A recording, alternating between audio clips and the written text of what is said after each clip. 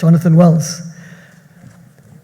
You know, these data scientists, sure, they're really smart people, apparently.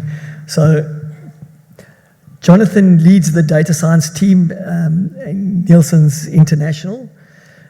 He's had over 25 years of experience. Jonathon graduated from the University of Melbourne, one of my cities I'd love to go to. I'd love to be there.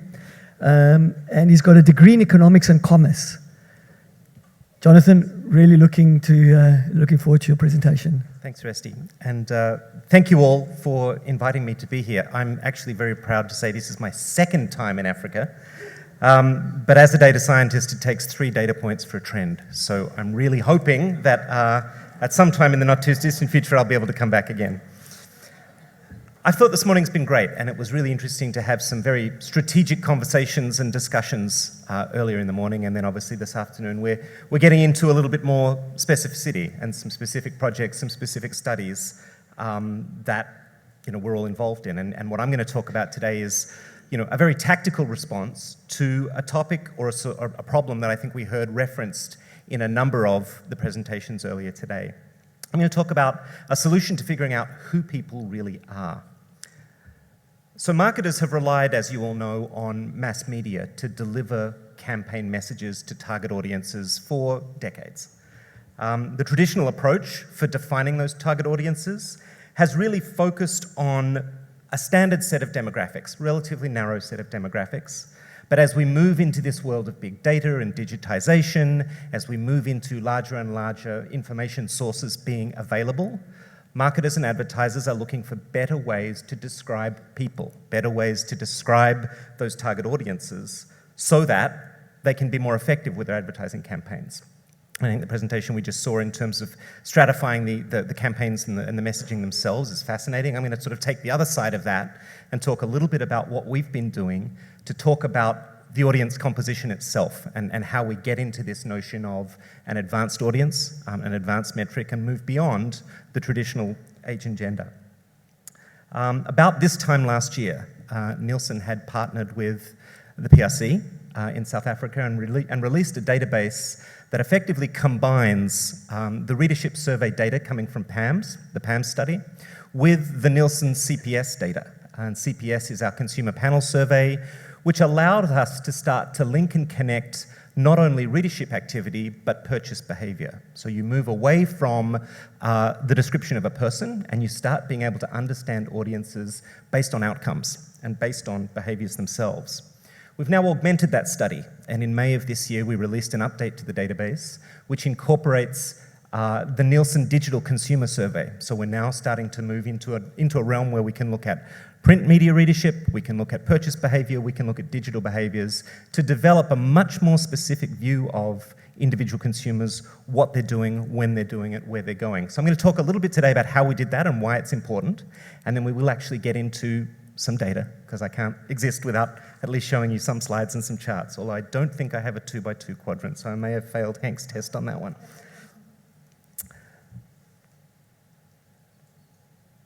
So, as I mentioned, for the last 70 years, most media has been traded on a relatively narrow definition of an audience, age and gender. Sometimes we include socioeconomic status, maybe income.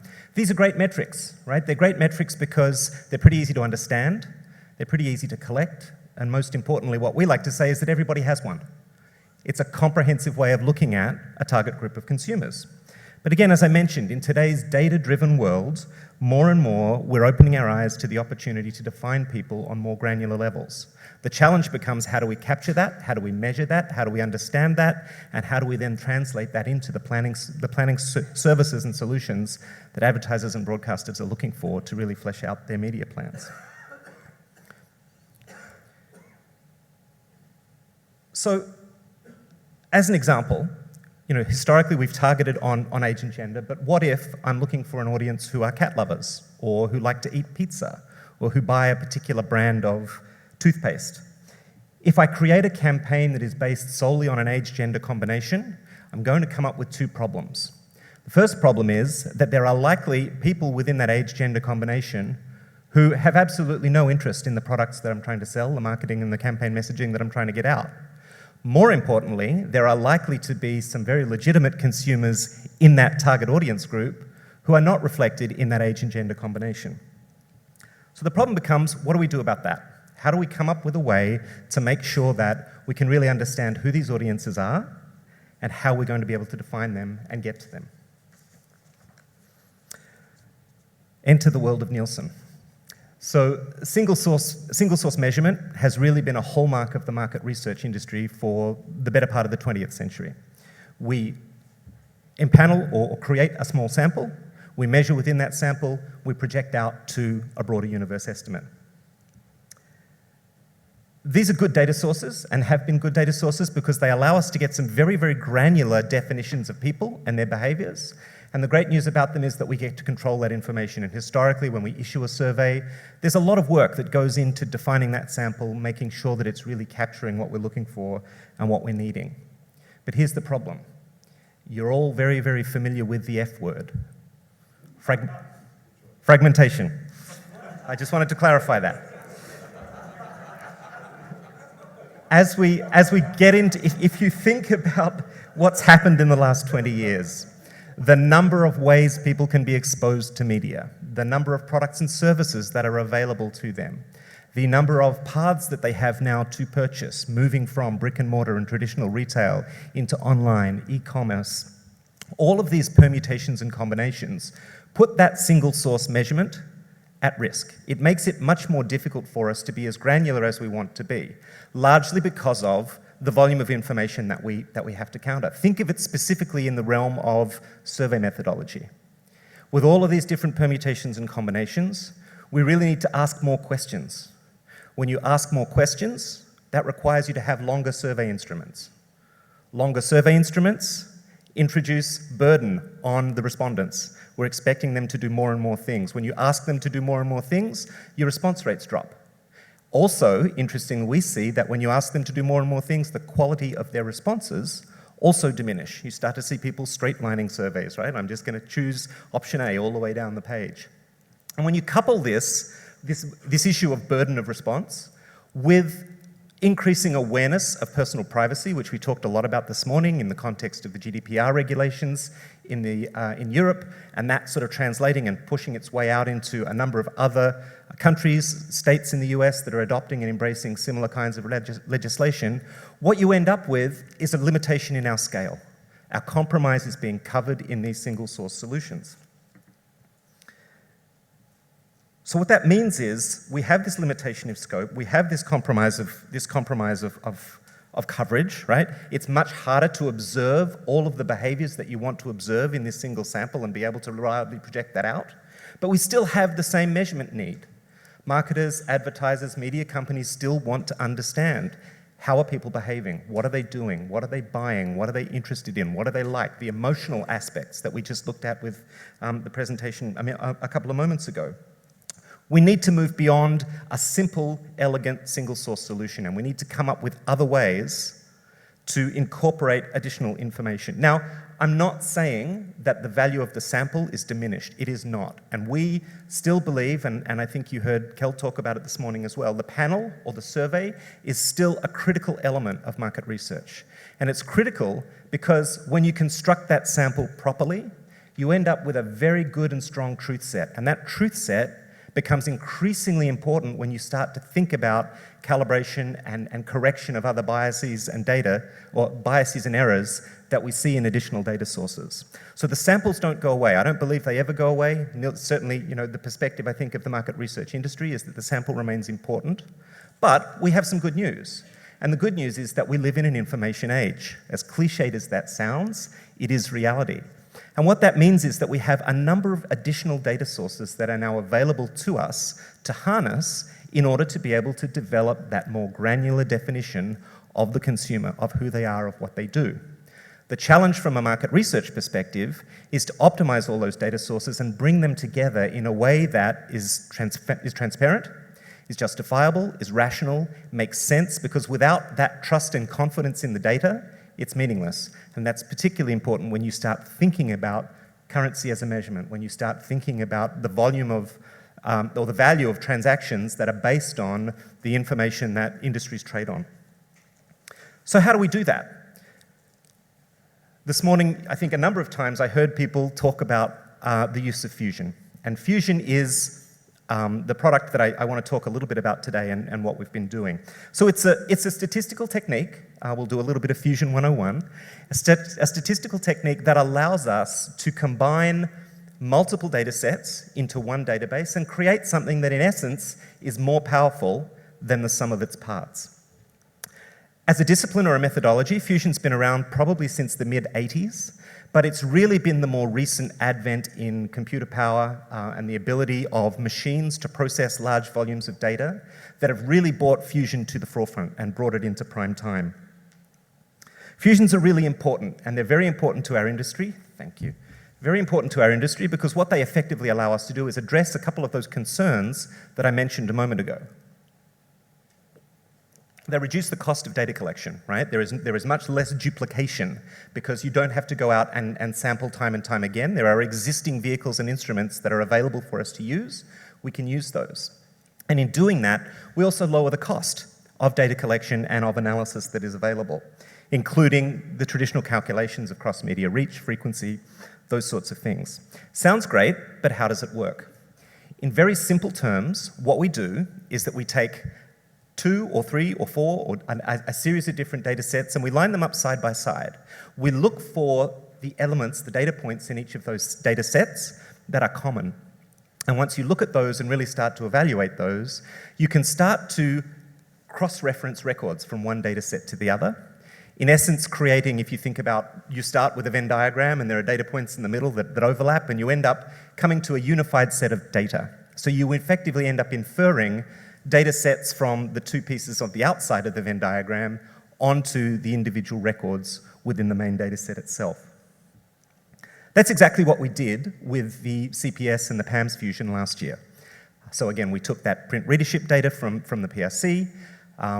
We worked with Pete Langschmidt and the rest of the team, put that together with the purchase behavior, and were able to create this mapping between readership activity and the categories of readership that were covered in PAMS, tied that directly to purchase behavior. So now you've got a nexus that helps you to build your brand marketing, right? Because you actually now know if you have a product that you're selling, where there are readers who buy those products. It helps you with your print schedules. It helps you find new customers, all those sorts of things.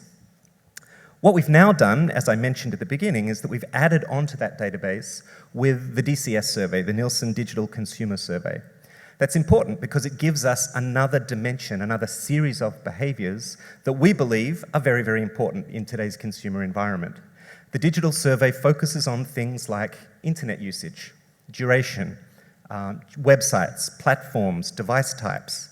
It focuses on content consumption. What are people actually consuming? What are they looking at? What are their media habits and preferences in the online space versus the offline space? It also focuses very specifically on internet TV, video on demand services.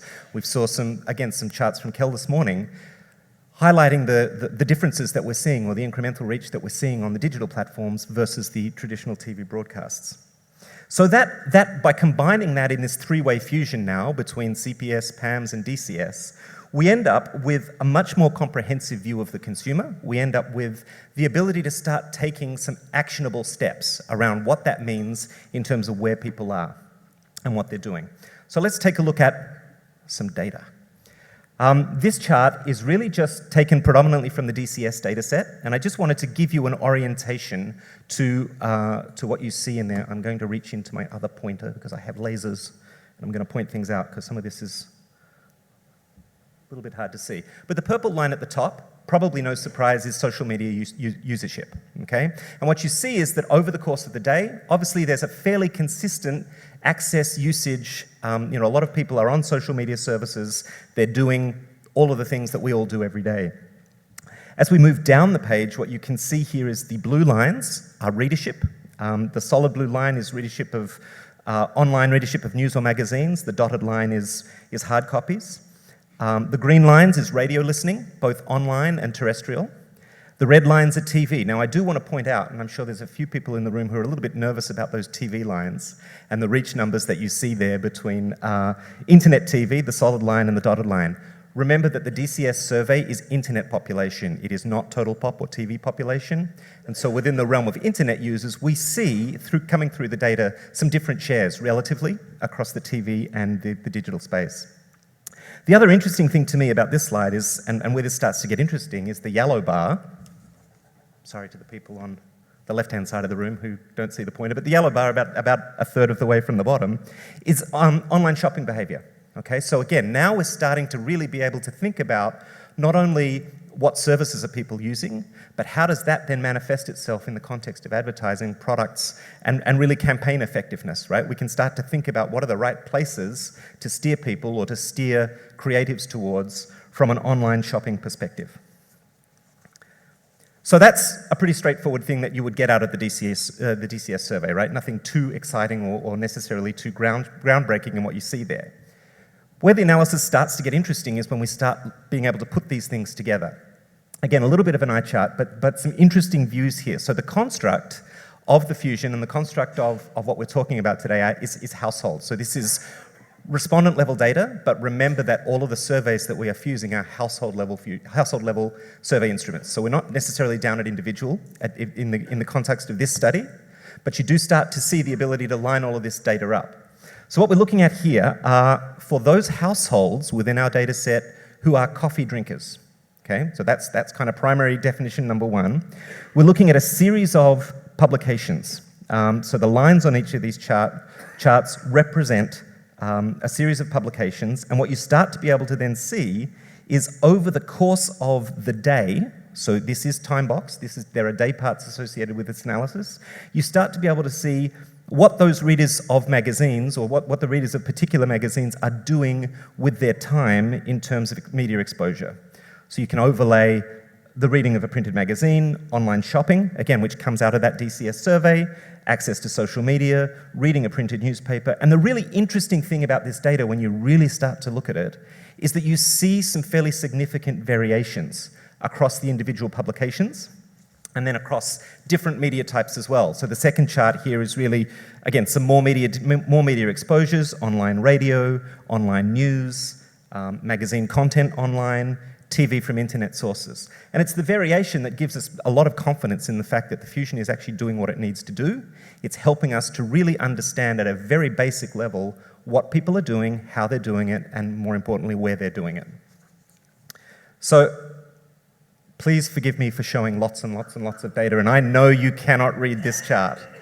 But this is really the crux of the analysis that we have, and this is where things, to me, get really, really interesting in terms of the analysis that we have. So you can really now, the use case here, and I'll try and make it a little bit easier on you.